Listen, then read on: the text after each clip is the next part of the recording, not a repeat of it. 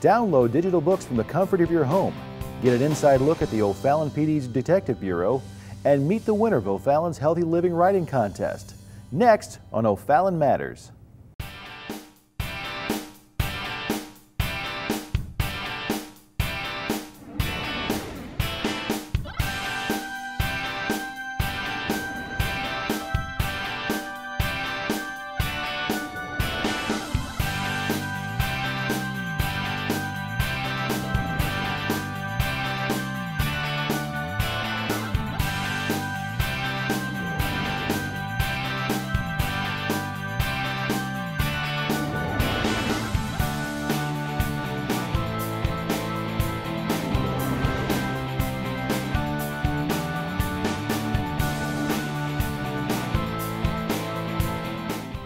Hi, I'm Dave Burkhart, your host for O'Fallon Matters. E-books are here to stay, and the St. Charles County Library District has thousands of titles available from their website. Here's Brett Figgis with more. The 2012 holiday season was a record year for e-reader sales. So if you own a tablet or an e-reader, the St. Charles County Library has you covered. They've got a way for you to put all of this in here.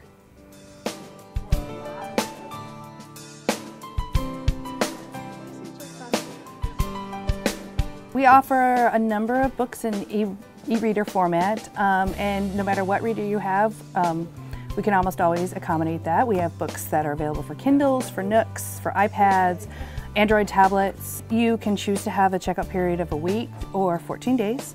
At that point, the license that comes with the book expires and you're no longer able to read the book, but you can recheck it out if you haven't finished it, just like any other book, as long as nobody's requesting it. There's no fines with these books because they expire, so that's a great feature of the ebooks. Library cardholders have the option to check out ebooks or digital novels right from the comfort of their own home. They work quite similar to regular books. So if you go in and you see a book that you're interested in the ebook format, and it is checked out currently, you can go on a reserve list. We do try and keep the reserve ratio similar to our book ratio. So, you know, for every about 3 or 4 people who put a book on reserve, ebook on reserve, we buy an additional copy. Ebooks can be downloaded by going to the St. Charles County Library District's website. You can start at our website, which is youranswerplace.org. And then under the Find Information tab, there's going to be a link to Overdrive and to ebooks. If you're more comfortable and you know how to do it, you can go directly to our Overdrive site, which is Overdrive, just like it sounds, .youranswerplace.org, and start there. If you're confused about the download process, the St. Charles County Library District has you covered. We offer classes. We also offer sort of drop-in help. You can come in and stop at the reference desk and ask for some help with that. Depending on what level of help you need, you may want to take a whole class. You may just have one short question that we can answer for you there at the desk. If you have a valid library card with us, you can be anywhere in the world and do this. So if you go on vacation and you've run out of books to read, you can get on any computer that has internet access, go to our website and find another book, download it onto your device, and start reading while you're on the beach in Mexico if you want. Besides ebooks, the district also offers a huge collection of digital materials. I think in the future, well, even now we're seeing digital videos offered and digital music offered, and more libraries are jumping on sort of those bandwagons and looking into those options for their customers. I think more and more is just going to be going there, and it's the wave of the future, and we at this district are trying to, you know, be prepared for that and to know what our customers want and need, and we're making every effort to keep up with that trend. So, to find out more information on the library's digital collection, you can go to www.youranswerplace.org. This group of dedicated crime fighters helped keep O'Fallon one of the safest cities in the country. Where'd you go after class last night? Straight on, no stop. Explain to me where you were last night. Hey, morning. How you doing? Doing good. How you doing? All right. The O'Fallon Criminal Investigation Unit, or Detective Bureau as it's commonly known, is staffed by 16 commissioned personnel. The Bureau is responsible for conducting follow-up investigations initiated by the Patrol Section and maintains a caseload of self-initiated complaints. We have 8 detectives that handle cases. We have a supervisor, a sergeant, and a lieutenant. We have a crime analyst who tracks the crime to help maybe see if there's any trends. And then we have a warrant officer who goes out and picks up the guys with active warrants. O'Fallon detectives investigate a variety of crimes. Murder to robbery to stealing, forgeries. We cover the whole gamut back here. A lot of the crimes that come back here are crimes of opportunity. So what we always like to ask people to do is, for example, we have a lot of stealings, and when I say crime of opportunity, it's because people leave their car unlocked. And if residents would, pay more attention to closing their garage door or locking their car, it can prevent a lot more crimes from happening. Detectives face several daily challenges.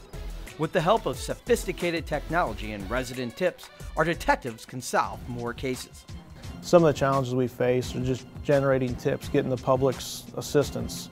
A lot of these crimes that we come across, we need citizens to come forward and help us out, give us some information.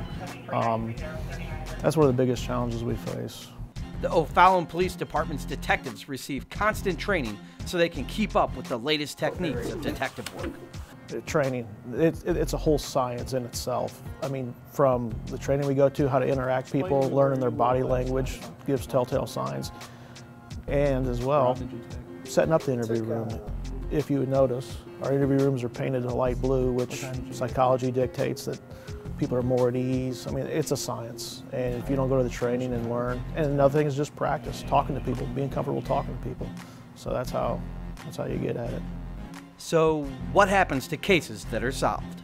Once our investigation is complete, we're a reporting service. We send whatever investigation we conclude, and we send that down to the prosecutor's office, and then they're always the final word and determination on whether the crime's going to be prosecuted or not.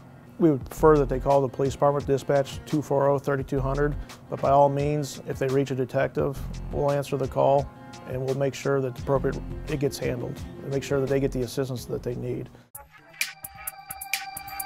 Where'd you go after class last night? Straight home, no stops? Explain to me where you were last night.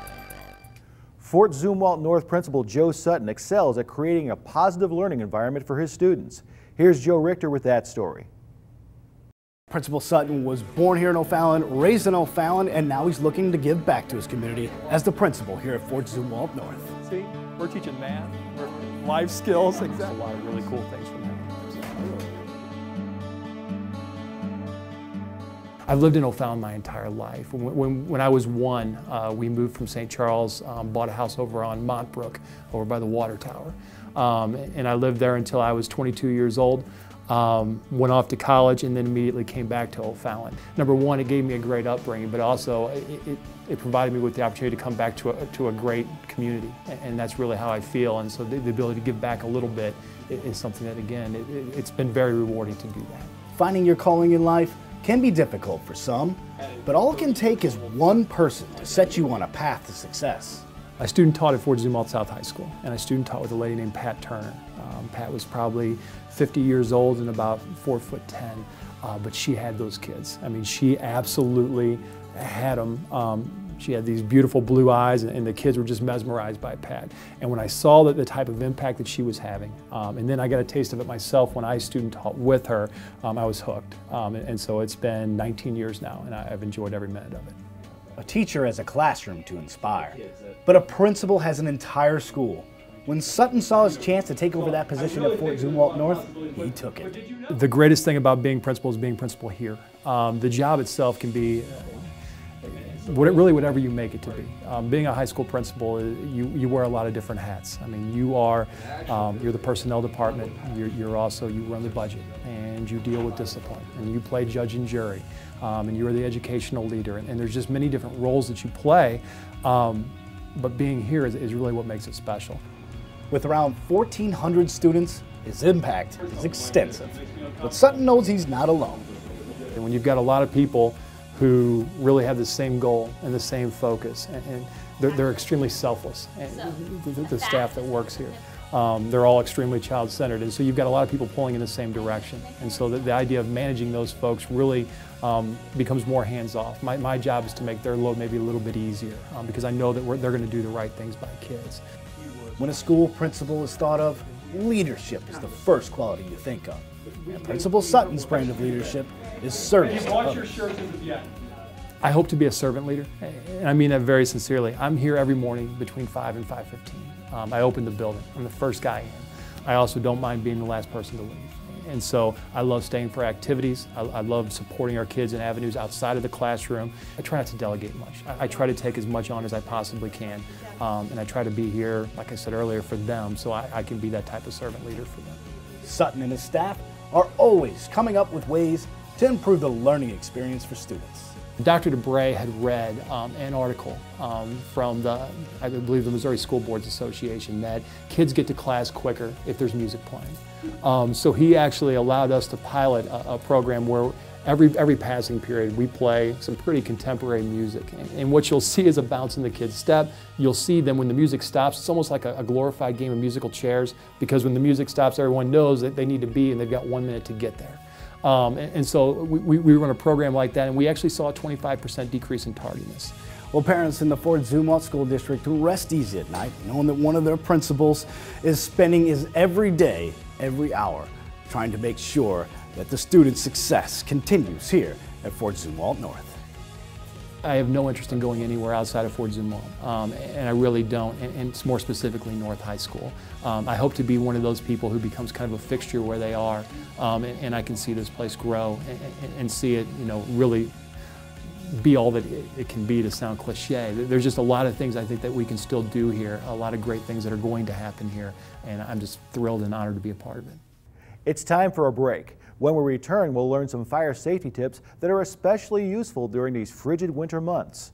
Then we'll keep you updated on the latest road projects in O'Fallon. Stay with us for O'Fallon Matters.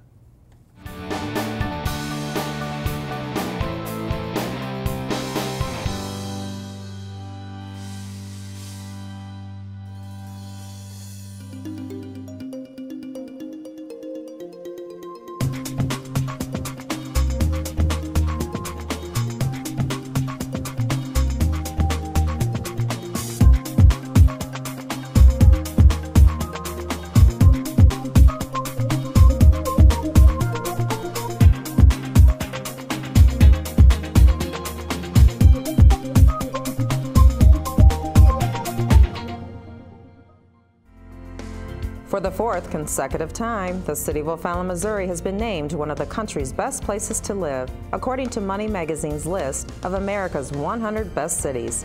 Coming in at 39th on the 2012 list of cities, O'Fallon is the highest-ranked city in the state of Missouri and one of only 3 Missouri cities to be ranked by Money Magazine. For additional information, visit www.money.cnn.com. But it would be safe to keep your distance until there's no secret that laughter makes you smile. Reliable sources say that chicken soup has found their way out of this dangerous, but it will be safe until they are returned.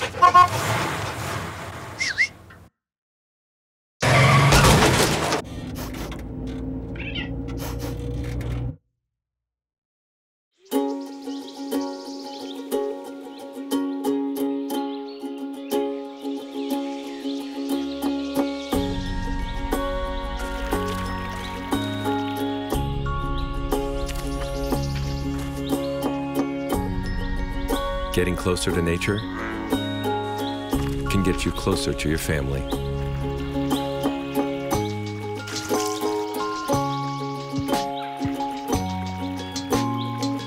Go to discovertheforest.org.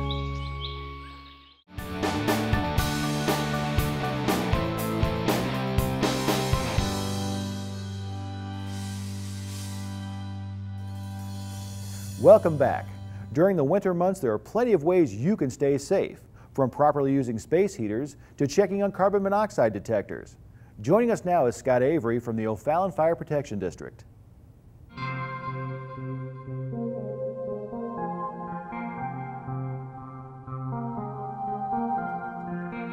During the winter months, the biggest worries that come to mind are, of course, heating is the number one. The first thing is to make sure that they have their furnace inspected every year by a qualified professional. It doesn't mean they go downstairs and peek through the vents.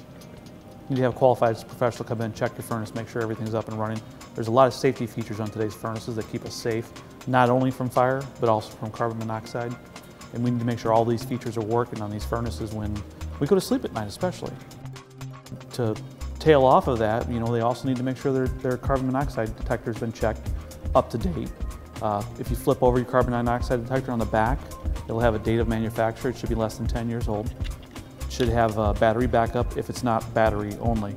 If it's plugged into the wall, then you should have a battery backup to it so that when the power goes out, it's still monitoring. But you should have those. The best kind to have is the kind with a little digital readout. It makes it a little easier to see, you know, what's going on because it'll say error when there's an error. So, you know, those two things come hand in hand. You know, you also talk about fireplaces. There's a lot of fireplaces in town. Make sure your chimney's been inspected, it's been cleaned. Make sure your fireplace box is intact. Make sure you have a metal screen or tempered glass door. What we mean by tempered glass is basically if you buy it at one of the fireplace stores, it's going to be tempered glass. It's safety glass. So instead of breaking into big shards of glass, it breaks into little bitty pieces of glass. It's a lot safer. But we need those things there to protect the fire from popping, you know, how wood pops and sparks coming out to the carpet. So we want to avoid those. And then the big touchy one with winter and heating is, of course, our space heaters. There's a lot of people who have older space heaters, and you know, we've done that one time with a space heater. I have that old space heater, and we caught a towel on fire by dropping it on it.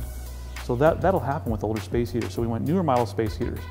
The main functions we went with the new models is they have temperature regulation where they won't overheat. So if something does fall in front of it and block it, the temperature gets so high it shuts off. It has to have tip over protection so that if it falls over, it's going to shut off. We don't want them falling over and catching the carpet on fire. And it also has to have the safety grid on the front of it. We used to have the old ones, which is the wire grill, where kids could still get their fingers in there. The newer ones have that safety grid with little bitty holes so no one can stick their fingers inside. Those are three things we really need to look for. Plus, you shouldn't be using anything that's older than 10 years once again. You know, everything changes, new technology. So being warm is important, I agree with that, but if you're gonna use a space heater, we need to make sure these safety features are in effect. And the other big thing with any heating device, whether it be a kerosene heater, space heater, or a furnace, is we want to make sure we have 36 inches of clearance all the way around it. The National Fire Protection Association calls it a kid-free zone. No kids allowed within 36 inches. But we also don't want drapes. We don't want newspapers piled on the floor. We don't want furniture pushed up against the space heater that can overheat and catch on fire. So these are kind of the main worries. You know, it's more common sense. Just think, how can I keep myself safe with this? Make sure you set it on a stable floor where it won't tip over easily. But we need to worry about those space heaters, check our fireplaces, check our furnace, and make sure that everything's up to date and that carbon monoxide detector's in place. This young lady impressed our judges with her unique and entertaining writing. Now let's meet the winner of O'Fallon's Healthy Living Writing Contest. The City of O'Fallon recently announced the winner of its Healthy Living Writing Contest for kids ages K through 5. Now, to enter the contest, students were required to write a positive story that put the focus on healthy living, fitness, eating well, and making safe choices, as well as protecting the environment. Local 4th grader Carissa Karen won the contest with her hilarious original story, Food Fight. Was kind of a good reader, so I decided that I should try writing because my grandma and my mom say it's kind of a process. If you're good at reading, then you're good at writing. My aunt passed the information to my mother, which then I got it from her, and I sat down with Carissa and talked about it. And then she's kind of a wild kid and she had a lot of trouble focusing, so I sat her down next to me and put her at the computer and told her to just tell me her story and I'd help her type it. It was like awesome. We were like jumping all over the place. We were like, oh yeah. It was so awesome. Everybody was so happy. My mom like called my grandma. My dad called my other grandma. We called my great grandma. I mean, we called everybody what we knew. Lots of screaming, lots of dancing, hollering in the kitchen. We were really happy for her and really excited for her. I think it helps encourage her, but I also think it was just something, we've always told her she was a good writer. She's an excellent reader, but this gave her recognition for that.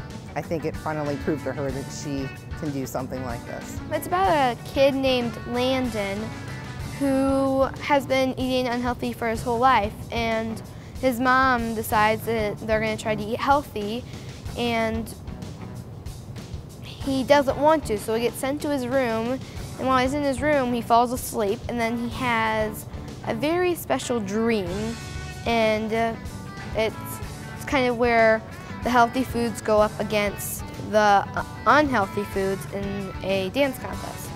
It was actually pieces of food getting into a verbal fight over who's healthy or not. I mean, it was a brilliant play on words. It was by far the best story that was submitted out of all the entries we had. Carissa's story is being adapted for the stage by Monkey Tales Theater. The production will make its debut at the Renaud Spirit Center's Fitness Festival on Saturday, May 4th. Monkey Tales Theater will also perform the play at Carissa School. And you don't know if you'll win, but if you just try to do something, that there's nothing really that can be bad or that can go wrong. But sometimes if you do it and you win, it kind of gives you a great feeling. Traveling is getting easier for O'Fallon residents thanks to these new road projects.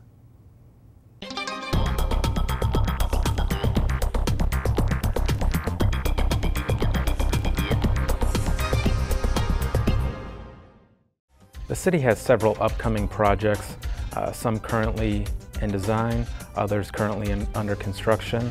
One of the projects that is just about starting design is the Summers Road and Highway N intersection improvements project.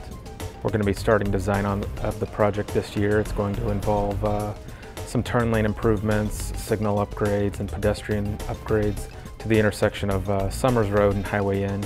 That's in anticipation of the extension of Route 364 through the area, the addition of the Wentzville High School, and some potential development in the area. Our next project that we've started on is the Feisey Sidewalk project. That'll involve an asphalt path along the north side of Feisey Road from Bryan Road to Highway K. We've done the curb ramp improvements, and we'll be doing the asphalt sidewalk in May when weather gets better. The project also includes concrete sidewalks on Knost Road from Chance Drive to Lunenburg. That's already in, as well as the concrete sidewalk on Bellow Creek Road from Caribou Run to the south. Another project currently under construction is our Mexico Road intersection improvements project. That project involves the addition of right turn lanes on northbound Knost Road at Mexico Road, southbound Bellow Creek Road at Mexico Road, and westbound Mexico Road at Sonderen. The project will also include signal improvements and pedestrian improvements.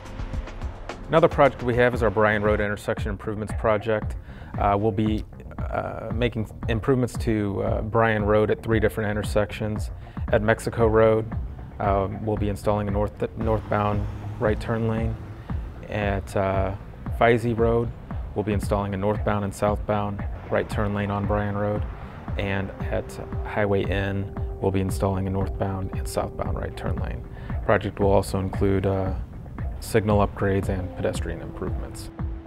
This will help traffic flow through the area, and it's also in anticipation of the extension of Route 364 to the area. The Veterans Memorial Parkway and Woodlawn intersection improvements project is another project we'll have under construction this year. Construction is expected to start later this year, maybe in June, and the project includes right turn lane additions at all 4 legs of the intersection, as well as signal upgrades and pedestrian upgrades. If you would like more information about any of these projects, please visit the city's website at www.ofallon.mo.us and click on City Projects at the bottom of the page. We hope you enjoyed today's show. If you have a story idea, let us know. You can email us at OFallonTV@ofallon.mo.us. Please remember to give back to your community because O'Fallon matters to all of us.